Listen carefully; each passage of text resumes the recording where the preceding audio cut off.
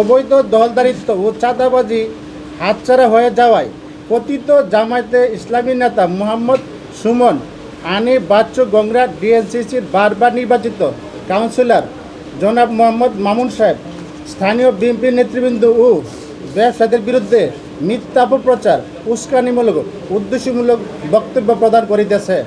আমাদের 3টি মার্কেটের মধ্যে শুধুমাত্র নোবেল প্লাজা মার্কেট ছাড়া সিটি প্লাজা ও জাকেট মার্কেট নিরাপদে ও স্বাভাবিকভাবে ব্যবসা পরিচালনা করিতেছি। ফেসিবাদী আওয়ামী লীগের আমলে বারবার নির্বাচিত জনতার কাউন্সিলর জনাব মোহাম্মদ মামুন সাহেব ব্যবসায়ীদের প্রয়োজনে দলমত নির্বিশেষে সৎ পরামর্শ ও নিরপেক্ষ সহযোগিতার মাধ্যমে আমাদের পাশে অনুপ্রাণিত করেছে।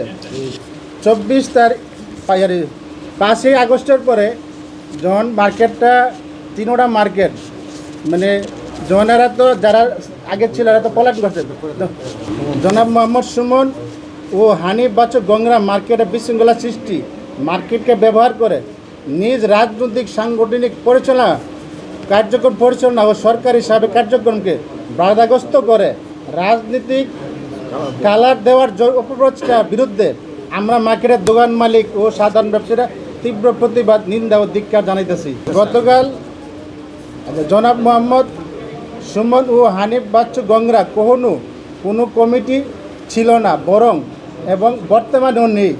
এমনকি জনাব সুমন এর কোনো দোকান ব্যবসা প্রতিষ্ঠান মার্কেটে নাই। তাহারা শুধু পেশি শক্তি ও মব সৃষ্টির মাধ্যমে মার্কেট সমিতির দল রেখে বিভিন্ন হাত থেকে বিপুল পরিমাণ টাকা আদায় করে আত্মসাৎ করেছেন।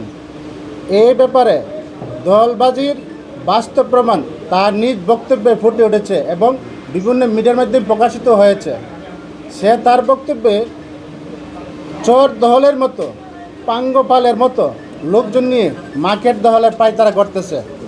গতকাল তারা শান্তি মিছিলের নামে রিক্সা ভর্তি করে সন্ত্রাসী কার্যক্রম করার জন্য হকিস্টিক স্টাম্প লোকদের মধ্যে বিতরণ করছে ওপেনভাবে, যা ইতিমধ্যে বিভিন্ন মিডিয়ার মাধ্যমে দেশবাসী জেনেছে এবং দেখেছে।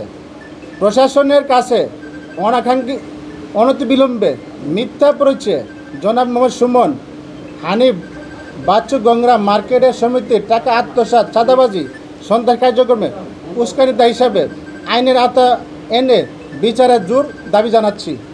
আপনাদের মাধ্যমে সম্মানিত জামায়াতে ইসলামী নেতৃবৃন্দের কাছে প্রশ্ন, আত্মস্বীকৃত দলবাজ ও চাঁদাবাজ গংদের পক্ষাবলম্বন করে গুলিস্তান এলাকায় ব্যবসায়ীদেরকে অস্থিতিশীল পরিশোধ করার উদ্দেশ্য কী? ধন্যবাদ উপস্থিত সাংবাদিকবৃন্দ।